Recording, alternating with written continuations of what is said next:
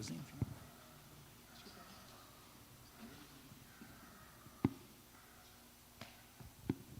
Boa noite, a graça e a paz. Convido você a abrir a palavra de Deus em Números, capítulo de número 13. Nós vamos ler apenas 3 versículos. Números, capítulo 13, do versículo 1 ao versículo 3.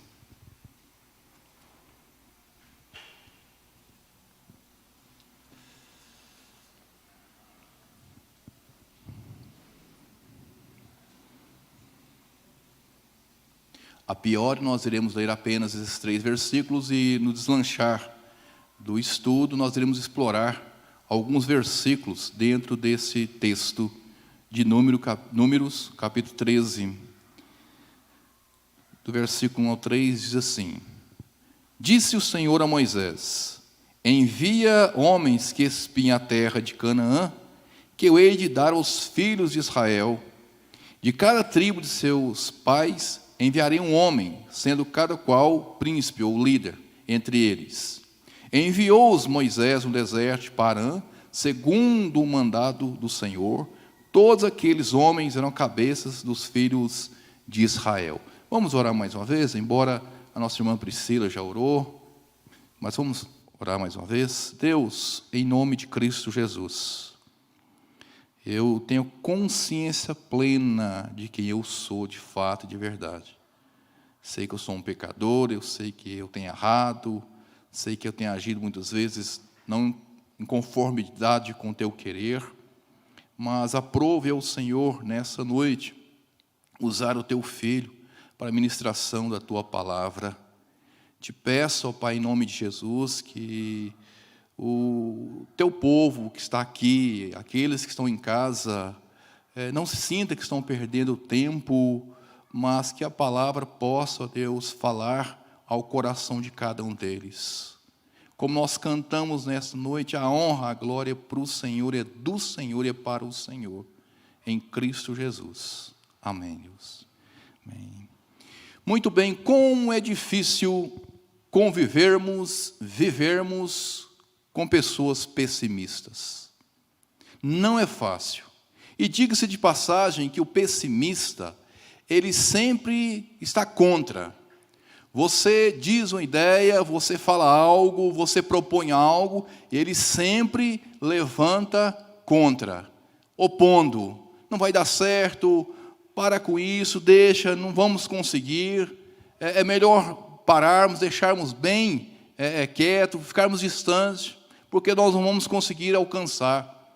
E o pessimista, e nós sabemos de cor e salteado, que ele tem muito a perder, porque ele não avança, porque ele não quer sair, da zona de conforto. E ele não consegue conquistar lugares e galgar lugares mais altos e melhores e maiores. E quando nós olhamos para dentro desse texto interessantíssimo, de Números capítulo 13, do versículo 1 até o versículo 33, conta a história, do povo de Israel, a saga do povo de Israel. Em especial, ele vai contar a história sobre 12 homens escolhidos a dedo. 12 homens que foram realmente escolhidos para espiar a terra de Canaã. E nós vemos que houve uma dificuldade ali entre aqueles 12. Houve uma dificuldade de entendimento, não de relacionamento, mas houve-se a dificuldade de ideias. Quando Caleb estava entusiasmado, empolgado, quando Caleb queria realmente conquistar aquela terra, porque aquela terra representava a promessa de Deus, aquela terra era o porto seguro, aquela terra traria descanso, aquela terra traria refrigério a cada um deles. Enquanto Caleb estava empolgadíssimo nessa linha de raciocínio, em querer realmente conquistar a terra, havia, Samua, Safate, Gigeal, Oséias, Pati, Gadiel, Gadi, Amiel, Setur, Nabi e Jeuel, os 11, estavam totalmente contra a ideia de avançar, de conquistar aquela terra. Eles estavam desestimulados, eles estavam abrindo mão da tão sonhada conquista. E é sobre isso que eu quero falar com vocês nessa noite, usando esse tema, abrindo mão da tão sonhada conquista. E eles acabaram abrindo mão da tão sonhada conquista porque estavam com a visão totalmente ofuscada pelo medo. Acompanhe comigo o versículo 33, em Números, capítulo 13, o versículo 33.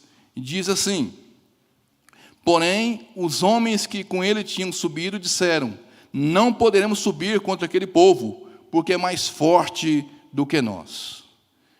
Veja bem, acompanhe comigo a linha de raciocínio. Eles saíram do Egito, das garras truculentas de Faraó. Eles estavam como escravos, agora libertos por Deus, guiados por Moisés. E eles estavam com o intuito e objetivo empolgados, alegres, rejubilando de alegria, porque agora entraria em um gozo, agora entraria no local que traria paz, tranquilidade. Chega de sofrimento, chega de angústia, chega de amargura. Mas, quando ele se depara com os gigantes, quando ele se depara com aquela situação, é como se um time de futebol estivesse saindo de campo quando estivesse olhando o opositor, o time opositor. Não, nós não conseguimos, nós vamos sair, nós vamos jogar a toalha, nós vamos bater no tatame, nós vamos falar que nós vamos ressoar o sino, porque nós não vamos conseguir mais. Interessante, amados, o quanto que eles estavam com a visão ofuscada, o quanto que o pessimismo impediram deles enxergar além do horizonte, o quanto que o pessimismo nos impede de enxergar além, que possamos ver muito mais. Pois só deslumbrava o infortúnio, estava só deslumbrando a desgraça, estava só levando para o lado que nada iria dar certo. Aquela terra era justamente que poderia oferecer a eles algo, o tanto que eles precisavam. Uma terra que manava leite e mel. E quando se fala leite e mel, aqui simboliza prosperidade, simboliza a promessa de Deus, que Deus tinha feito para com eles, e estava se cumprindo. Mas a falta de fé acabou ofuscando a visão de cada um deles. Aqueles 11, lamentavelmente, 40 dias espiando aquela terra, 40 dias olhando, deslumbrando, se maravilhando, mas, ao mesmo tempo, ficaram decepcionados ao ver os inimigos. Eles esqueceram o que Deus tinha feito em prol da vida deles. Eles haviam esquecido que Deus o havia tirado das garras truculentas de Faraó. Eles haviam esquecido que Deus tinha feito algo grande em prol deles, que Deus tinha abrido o mar vermelho, que Deus os tinha alimentado com codornizes, que tinha os alimentado com maná, que Deus tinha feito milagres no deserto, que Deus os havia protegido durante o dia e os havia protegido durante a noite. A fé lhe faltou, eles esqueceram de tantas coisas grandes que Deus havia feito na vida deles. E nós esquecemos também. E nós falamos: eu creio, eu sirvo, eu aceito, mas, mediante situações adversas, muitas vezes falta-nos a fé. As nossas vistas, a nossa visão fica ofuscada. E é nessa hora que é necessário clamar a Deus para que os nossos olhos sejam desobstruídos, abertos. Infelizmente, esses 11 espias deixaram ser levados porque eles viram os gigantes. É claro que ali aqueles gigantes eram homens maus, perversos. Aqueles gigantes, mediam aproximadamente 4 metros. Eram homens sanguinários, homens preparados para a guerra. Mas Deus é maior. Como Eliseu fez e orou para que o seu moço pudesse estiver com seus olhos espirituais, físicos, desobstruídos. Como está em 2 Reis, capítulo 6, o versículo 16 e o 17. Ele respondeu: não temas, porque mais são os que estão conosco do que estão com eles. Orou Eliseu e disse: Senhor, peço que lhe abra os olhos para que veja. O Senhor abriu os olhos do moço, e ele viu que o monte estava cheio de cavalos e carros, e de fogo em redor de Eliseu. Esse é o Deus que nós cremos, o Deus que provê meios para sobressairmos, para vencermos. Como nos falta fé mediante situações parecidas. Como nos falta fé mediante os gigantes que nós enfrentamos na vida. Como nos falta fé mediante as barreiras aparentemente intransponíveis. Como nos falta fé para crer que o mesmo Deus de ontem, de hoje e sempre será, é imutável, a imutabilidade de Deus. Deus continua operando milagres, Deus continua operando prodígios, Deus continua sendo Deus. E nós, toda quarta, todo domingo, e nós esquecemos desse fator primordial. Mas, um segundo ponto, dentro desse texto magnífico, abrindo mão da tão sonhada conquista, eles acabaram abrindo mão da tão sonhada conquista porque estavam com a visão totalmente ofuscada pelo medo. Mas no versículo 13, eles estavam sentindo inferiorizados. O versículo 13 diz o seguinte: também vimos ali gigantes, os filhos de Anak são descendentes de gigantes, e éramos aos nossos próprios olhos como gafanhotos, e assim também o éramos aos seus olhos. Versículo 33.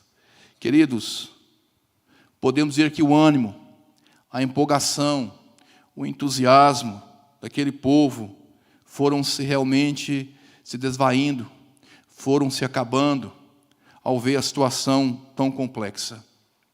Eles se sentiram menosprezados, se sentiram pequenos.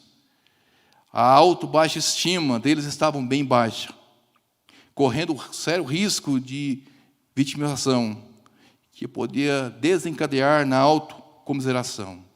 E assim estava aquele povo, assim estavam aqueles 11, se sentindo inferiorizado, comparando com os outros, sentindo o pior dos piores, sentindo que não era nada.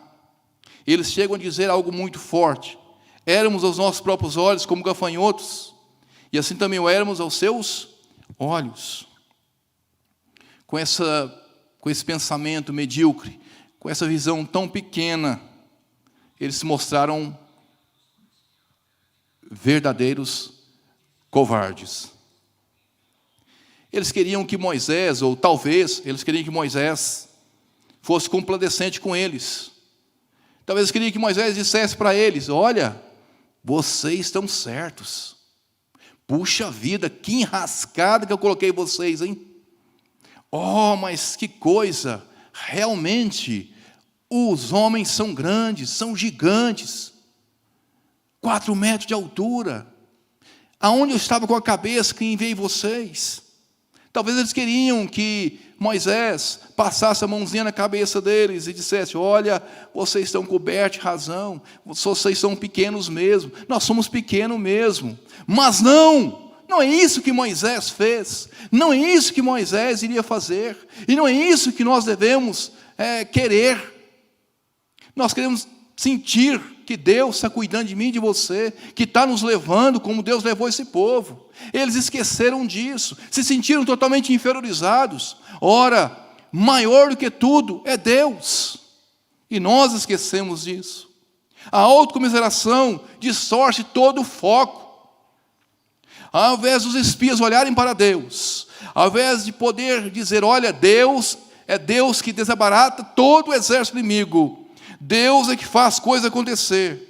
Eles deveriam olhar para Deus, olhar para o objetivo com o qual foram incumbidos, aquela terra. Mas, infelizmente, olharam para ele mesmo, olharam para si mesmo. E vem cá, há de convir, você não olha para você mesmo, muitas vezes? Infelizmente, eu não quero ser hipócrita nem fariseu, eu faço isso várias vezes. Eu me sinto inferiorizado muitas vezes, e não é o certo, e não é o correto. Deus está acima de tudo e de todos. E nós olhamos para esse texto e nós vemos isso. Jeremias 17, versículo 5 fala: assim diz o Senhor, maldito o homem que confia no homem, faz carne mortal o seu braço, e aparta o seu coração do Senhor. Maldito. Eles estavam confiando neles mesmos. Eles estavam olhando para as suas próprias forças, eles estavam olhando para as suas armaduras, estavam olhando para as suas roupas, olhando para as suas vestes, olhando para as suas armas, estavam olhando para os seus portes físicos, estavam olhando para as suas estaturas. Que situação lamentável. Coitadinho de nós. Será que ninguém vê o que nós estamos passando? Ninguém vê que nós somos inferiores? Conjecturando. Será que ninguém vê o sofrimento? Só nós que vimos aqueles gigantes. Só nós que vimos a cara, o rosto malvado daquele povo. E ninguém entende isso. Eles estavam vitimizando, se acovardando. Ao contrário de Davi, que não olhou para si, que não olhou para dentro de si, não olhou para a sua situação, que era um simples pastor de ovelhas, não olhou para a sua estatura baixa, não olhou que não era homem de guerra, ele não olhou que não conseguia nem andar com armadura, ele não olhou para que a sua situação em volta, as pessoas gritando, ele não olhou para a estatura de 2,85 centímetros de Golias, aproximadamente. Ele não olhou para os aparatos de guerra de Golias, ele não olhou para as pessoas em volta, ele não olhou para os filisteus ofendendo a Deus e ofendendo o seu povo, os israelitas. Ele olhou para Deus, ele confiou em Deus. Bendito o homem que confia no Senhor e cuja esperança é o Senhor. Jeremias capítulo 17, versículo 7. Faltou os espias olharem para Deus. Faltou os espias crerem em Deus. Faltou eles saberem perfeitamente que Deus havia conduzido até aquele momento e os conduziria até o fim. Porque Deus não brinca comigo e com você. Nós não somos fantoches. Nós não somos bonecos. Nós não somos robôs. Deus, Ele caminha comigo e com você e leva-nos, por mais que achamos as situações complicadíssimas, por mais que haja deserto, por mais que haja gigantes. Sem contar que a autocomiseração levou esse povo a pecar, murmurar, reclamar. E como nós gostamos de murmurar, e como nós gostamos de reclamar, e como nós gostamos de tecer alguns comentários, denegrindo a imagem de outros, a nossa mesmo, em murmurações. Puxa vida, o culto foi ruim. Nossa, mas que pregação ruim. Nossa, que dia péssimo. Nossa, está chovendo demais. Nossa, tem sol demais. E assim, sucessivamente, nós murmuramos e reclamamos e reclamamos. Achamos que somos os coitadinhos da vez. Os 11 agiram como fracos, ao mesmo tempo como covardes. Eles literalmente vivenciaram a letra daquela música. Vou nadar e morrer na beira da praia. Nadaram, nadaram, nadaram e morreram na beira da praia. Com a faca e com o queijo na mão. Mesmo assim abriram mão. É o caso do profeta Eliseu, que pediu para si a morte e sentiu o último. Se sentiu o último dos últimos e foi obrigar em uma caverna. Basta. Para mim já chega, eu quero a morte. Vitimizando, autocomiseração, se sentindo o pior, se sentindo pequeno. E o último ponto, dentro desse texto, queridos, abrindo mão da tão sonhada conquista. Eles acabaram abrindo mão da tão sonhada conquista, porque estavam com a visão totalmente ofuscada pelo medo. Eles estavam se sentindo inferiorizados. E o terceiro ponto, eles estavam influenciando os outros negativamente. Versículo 32. E diante dos filhos de Israel, infamaram a terra que havia espiado, dizendo: a terra pelo meio do qual passamos a espiar é terra que devora os seus moradores. E todo o povo que vimos nela são homens de grande estatura. A palavra inflamaram aqui tem a definição como murmúrio, difamação, relatos maldosos, ditos desfavoráveis. Os pessimistas, eles são especialistas em destilar os venenos para prejudicar os tão próximos. Ele tem que arrastar alguns consigo. Ele não consegue conquistar, ele não consegue avançar, ele não consegue alçar voo, ele não consegue galgar lugares mais altos, ele não consegue chegar no fim e alcançar o prêmio, e ele tem que arrastar os outros para o buraco consigo. Aí eu não consigo, o outro também não deve conseguir. É egocentrismo, egoísmo. E assim estavam eles. Com certeza, eles devem ter falado coisas horrendas, horripilantes. Eles devem ter aumentado o relato, ao ponto do povo ficar com medo, arredio, assustado. O quanto eles foram desonestos no relatório. Podemos supor o quanto eles foram maldosos. Acompanhe comigo nas duas traduções.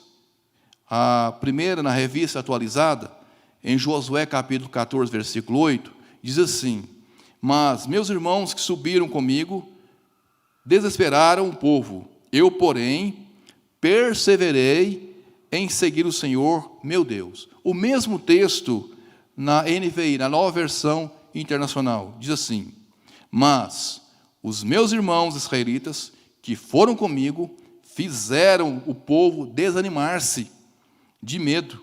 Eu, porém, fui inteiramente fiel ao Senhor, ao meu Deus. Interessante, queridos. Fizeram o povo desanimar-se de medo. E este é o horrível papel desempenhado pelos pessimistas. Não tem ânimo e quer tirar o ânimo dos outros. Destilam tanto veneno que o povo acabou se levantando contra Moisés. O povo fez uma rebelião contra Moisés. Eles, 11, conseguiram levantar uma multidão contra o líder maior, contra Moisés. Olha o perigo do pessimista, de inflamar, de falar coisas sem nexo e sem sentido, quando falta com a verdade. Números 14, o versículo 2 e 3 comprova isso. Fala assim: todos os filhos de Israel murmuravam contra Moisés e contra Arão. E toda a congregação lhe disse: tomara tivesse morrido na terra do Egito, ou mesmo nesse deserto. E por que nos traz, Senhor, essa terra, para cairmos a espada, e para que nossas mulheres e nossas crianças sejam por presa? Não seria melhor voltarmos para o Egito? Que absurdo! Que coisa arbitrária! Regredir, voltar à humilhação, voltar ao descaso, voltar à situação de escravo. Infelizmente, a maioria do povo é levado com muita facilidade. E assim, se nós não tomarmos cuidado, somos levados também com a multidão. E o que me chama a atenção é a atitude de Caleb, firme, forte, não abriu o pé, não abriu mão. Nos lembra muito dos principais sacerdotes e dos anciões que começaram a gritar, induzindo o povo, para que o povo gritasse: olha, grita, solta Barrabás e crucifica-o. E o povo foi. E o povo foi na onda do sacerdote, dos anciões. E uma semana antes, esse mesmo povo que estava gritando: solta Barrabás, crucifica-o, era o povo que estava gritando hosana, era o povo que estava estendendo as suas vestes, era o povo que estava cortando ramos de palmeiras para que o Senhor Jesus passasse, conclamando-o como rei. Era o mesmo povo. E nós vemos que há uma tristeza grande, e nós vemos que isso acontece em várias áreas. O povo quer estar com a multidão, e não é assim. Nós andamos na contramão da multidão, para servir e seguir Cristo Jesus. Eles estavam influenciando para o lado errado, eles estavam influenciando negativamente, mas o preço de tanto aquele que influencia, como aquele que deixa ser influenciado, o preço é altíssimo.